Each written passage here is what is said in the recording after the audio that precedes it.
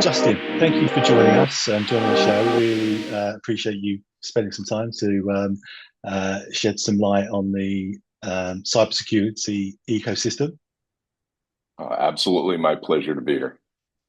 And it's no secret that Wild Ventures have a really strong reputation in spotting cybersecurity founders really early globally. And I appreciate this is a really big kind of open-ended question. From idea to seed, from your perspective, what what it really takes for a cybersecurity idea to become a seed-funded company? I think there's a couple of things. The first one is this really a material problem that is actively looking to be solved by security practitioners? In other words, is there an existing market for this solution that is being brought to bear? The second one is really all about how are you solving it? Is it a new and innovative way? Is it something that's unique? Is it easily deployable? Is it easily maintained? Of course, is it solving the root problem? Personally speaking, is it driving down labor in the overall security function? And then, of course, the last one, and historically more important for VCs, really about the founding team. What's their background? Can they be, assessed for integrity and their capabilities within the security domain? Have they done their homework and research, et cetera, et cetera? And so all of those things really come into bear what we call the due diligence process. And I mean, I know there's a huge process that you guys would have to go through from a VC perspective, but when a founder comes to you in at that early, are there kind of two or three must-haves that you as an organization would look for as a minimum standard? But those would be it. So usually they can be founders that come with what we would call ideation. They're a Mm, strong founding team. They've been there, done that. They're really quality. They just haven't figured out where they want to go. What particular problem do they want to solve? And so mm. we do have what we call ideation, where we work through that with them based upon our knowledge of, the security industry, what's out there, et cetera. But when they come and they have that idea, it's the idea, the problem, and then the due diligence on the team themselves. Yeah, and I guess there's a lot of VCs out there with different kind of support processes as well. How sort of in depth do you guys go with regards to supporting whether it's a co-founder, founder, an idea Mhm. from day one? Pretty involved. There's a lot of things that happen behind the scenes, in regards to really getting references on the founders themselves. A lot Mm, of work goes into that process. On the idea solution set, obviously there's a significant amount of individuals within the firm that do their own individual meeting, their own assessment on the problem solution set and the founding team. But we also, if it gets to that point where it has credibility, holds water with us, we'll also pull in our advisors. That could be three, five, maybe even more of our advisors to really hold ourselves accountable in that overall process. Are we thinking crazy? Are we disconnected? And how mm. do we pull in our advisors who are operationally and active security leaders to give their own opining of the situation? Yeah, and I think I saw with YLV that some of the portfolio companies, I think some of the business cases where I think even before there was investment made, you guys as an organisation, there was something like 40% of new customers in the first 2 years was secured by the help of the support system. Sorry, I'm not sure. Yeah, Sorry, what was it? there's one of your portfolio companies actually that was stating on the like the reference site Mhm. about the business development, the go to market Yeah. support framework, and that within sort Mhm. of the first 2 years, there was sort of around the 40% plus mark that customers attained was from that support methodology. Yeah, that's exactly right. One of our differentiators against other VCs, in other words, why would that really stellar founding team want to take our Mm, money versus some of the amazing other VCs that are out there, mm, is really our ability to support them in those very early stages to get their first, let's say, 10 customers. mm, And this is important because those customers drive revenue. That revenue really drives that next round of funding. But those founders might not know the industry. And so we mm, spend a lot of time getting to know CISOs in many different verticals, industries across the industry, and developing relationships with them and learning about what their challenges are and where their focus is. So when we come across that team that we think is stellar and has an amazing idea, we really want to put those two together, not in a sales part, but hey, maybe here's a solution to your mm. challenge. And that hopefully will drive a validation as well as that revenue that every business looks for. And how much of the decision, from your experience, is made from or is based on the founder themselves versus the idea, the technology?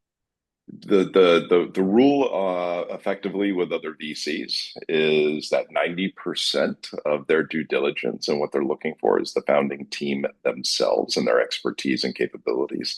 As a former practitioner, I generally lean to the problem in the solution set. Mm, I had a running joke that it was, they say 90% on the team, I say 90% on the problem solution. Quite honestly, I think at this point, I think it's more of maybe a 60-40 to the team. I've come to realize, the challenges and headwinds that these founders take and what that means from mm, not just their personality, but also expertise. But a significant portion is really rated around the team itself. And are they able to withstand those headwinds that naturally come to them? Are they able to pivot in regards to that solution set and what they're looking to? And really, when idea hits reality, obviously things change and they need to be adaptable and be able to overcome. They need to build a go-to-market engine and a function, things that are completely outside of the mm. product space. And so, quite honestly, it's a big paramount component of success criteria of an outcome of a startup. Yeah, because I think we speak to a lot of people that have got they've been in a situation where they've had the idea, they maybe with another sort of product person background, and collectively they got these great ideas, but they don't know how to go to the market with that. They don't know how to get it off the ground. So I Mm. guess if you were to give sort of advice to those type of individuals out there that want to take that next step and want to sort of get Yeah. themselves in front of people like yourself, what would that look like? I'm a big believer in having people who've been there and done that as advisors. And it's natural for a security startup to have CISO advisors. I would really push that CEO to really prioritize go-to-market advisors, Mm, CROs, CMOs, ex-CEOs as advisors. That go-to-market challenge is a bigger problem mhm. than I think people give it credit for. Um, and so to that point, not just advisor roles, but also studying up. I mean, actively learning about pipeline conversion rates, electronic demand gen, the efficacy of various lead gen, demand gen mechanisms, and how do you really qualify out versus qualify in as you're managing through the pipeline. To this point, my recommendation for founders is to get a sales leader or somebody who's been in a sales function when you come out of stealth, Yeah, as opposed to the historical A round. And so it's a pretty big component, but I think there's a lot of things founders can do to really de-risk as much as possible. yeah, okay. And from YLV then, I mentioned at the beginning of the show that Mm. you guys have got the edge in this space and have done for many years. Is that a combination of the advisory board of sort of 100, 120 plus CISOs from Mm. across different industries? Would you say that that's like quite a pivotal sort of DNA within the organization? I think so. Mm, There's really three networks that need to be built out for any VC: the founder, the buyer, or their advisory kind of function to give them strong advice, and then the other VC networks for follow-on rounds. mm, And I think YL has done an amazing job at building out the relationships with founders in Israel and really cultivating that security environment. But it's not limited to that. Our advisor network that you mentioned is about 100 individuals and runs the gamut of industries, has historically provided a significant value to us in really making sure that we identify um, those key winners and really relevant problems that are in the market. But I also think the other part is we're never complacent. And so we've added a go-to-market advisory function. We've changed and adapted our pipeline support program, how we get assist our early stage companies, those first 10 customers. And you really need to always be hungry, so to speak, as the industry is changing, the problems are changing, and innovation. I mean, we're riding the wave of AI, so to speak, and mm. it's pretty exciting in a lot of ways. But it's also ever moving. So you really need those advisors. You really need to be agile and on top of it to make sure that you're being effective and appropriate with putting money to work. Yeah, that segues nicely into the next topic, which is AI plus cybersecurity as a combination. Mm. And there's a lot of hype out there at the moment, isn't there? It's everywhere Mm. where you look. Some good, some not so good. In terms of I guess seeing how AI is deploying itself within the cybersecurity space, what are you seeing out there that's sort of coming to light Mm. and the changing sort of industry? Yeah. And we've been seeing it for about a year and a half, maybe even 2 years. Mm, And it's really in two different ways. How do I secure my AI that I'm putting in place? And all of the iterations that it's going through, whether it's just an AI API connection to an open AI, or how do I secure agentics? How do I secure 8As? How do I make sure the posture management of that AI that I'm putting as my backend function of my service is not tainted or really corrupted in any way, or at least protected? The second wave is how can I leverage AI for the historically existing security domains, logging and analytics, vulnerability discovery, remediation, the list goes on. And we're seeing startups in that space as well, where they're taking on those historical challenges. What I mm, would say is using AI for higher automation. So, how do I drive better automation to really solve the overall labor problem that we've had to really move at the speed of the business? So the penetration testing or red teaming one is really interesting. We've got a company in that space. The SOC AI for SOC. How do I take the logging analytics is one. We don't have a portfolio company in that space, but that is a deep focus for a lot in the industry. Identity and access management mm. automation. How do I get non-human identities detected? How do I, there's a list of various things, but it's a huge wave that's really been going on. Yeah, and I know not necessarily this is connected to your portfolio, but are you seeing a sort of a connection between AI and the robotic space as well within cybersecurity? Yeah, absolutely. In Mm, cybersecurity, not so much. Personally, I haven't seen. I'm sure it's out there. I was at a mm, conference with about 300 CIOs, Fortune 500 companies the other week, and robotics was very top of mind. Or, in other words, manufacturing. How do we get better AI in the manufacturing plant for various construction or mechanization of construction of things? In addition to that, the design of shoes, of physical artifacts is heavily being done mm. in a legacy sense. So while we haven't seen it necessarily on the security side, or at least I haven't seen it, it's definitely out there and being leveraged in a significant way.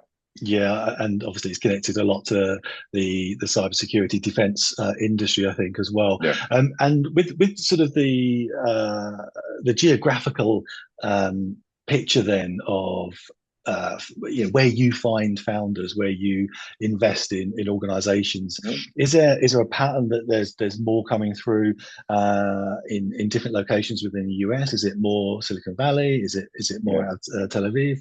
How does that look? Yeah, I mean, security is not regimented to one location. It's really the thesis and the investment profile of each firm. For us at Mm. YL, we source out of Israel or Israeli adjacent, and that really has to do with our ability to get to know them and reference them in an easy way. There's a lot of VCs in cybersecurity that are across the deck from a jurisdictional sourcing perspective, including the U.S. But I think the U.S. has historically been strong. Israel has been strong as it relates to cybersecurity. We have seen a couple out of Europe, but really in the first two markets is where I would say the 80-90% rule of sourcing happens out for cybersecurity.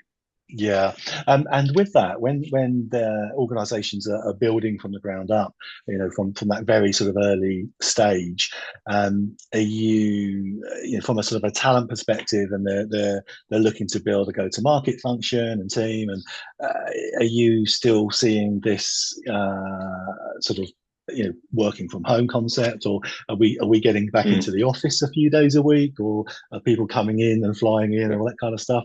Because we've seen a little bit of a change over the last 12 yeah. months or so. Yeah, I think most startups are incredibly flexible. It's where's the talent in a big way. And Mm, being in an office, while they might have offices there, if that talent is strong and capable, they're going to get them and hire them regardless of the yeah. location. Go to market being very specific, that is generally in the US, as that's where the buyer market is. And so Mm, you see engineering split or R&D and engineering split to go to market. Go to market is generally in the US. When they get to the point where they get regional AEs, obviously that's going to be mostly remote as they go on. Um, but we haven't seen necessarily the hard gauntlet of you must be in the office in the startup world. I think there's a natural hiring for that engineering out of Israel, if you will. They will go on the office, and that's where it's at. But when we start looking at the go-to-market side in the U.S. and building out the U.S. arm of those startups, it generally is a remote work until they get that gravitational account of how many people are in there mm, to really be able to set up a U.S. office in a proper sense. yeah. And in terms of the ecosystem side of the industry, then, Justin, like you guys, the VCs and founders and operators working together to sort of accelerate, I guess, innovation within cybersecurity. What do you think can be done more so out there, or what would you be looking for over the next, say, 2 or 3? I mean, to accelerate companies, I think the old adage or the old statement holds water, where it's really just understanding your buyer. Mm, It's customer driven, customer first. What are their challenges? What are their problems? Do you truly know what they are? And do you have innovative founders that are really identifying really innovative solutions, and do the VCs really understand those two things? And that's a big component of it. Um, Outside, I think we're going to continue to see this wave of AI for security domains. I definitely feel there's a strong possibility of being able to automate 70, 80% of the existing workloads that humans are doing in security teams.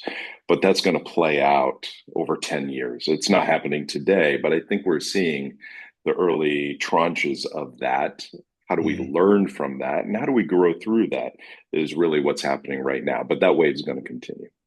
So looking ahead, then a company, a founder looking to build an organization backed by a VC or a fund is going to be really different in the next 5 years, isn't it? I think the same in concept, but different in output. Mm, So for us, yeah, you have an innovative idea, but are you driving to that higher automation? How are you delaboring that function? Are really important questions versus I'm doing more of the same, but I have something I call AI inside. Not very helpful. It needs to be actually functional in the output. yeah. And what do you, in the next 3 years or so, in that sort of time span, in terms of trends and opportunities, what excites you the most? I mean, honestly, being able to meet the business at their speed is the number one challenge that we have in the security industry. We are labor intensive, which Mm, naturally means we just can't move as fast as a business. And as a result of that, we really struggle at properly securing the things that the business wants to do or needs to do. And so, how do we finally meet them where they are, or even leapfrog them in regards to designing security solutions and putting them in place?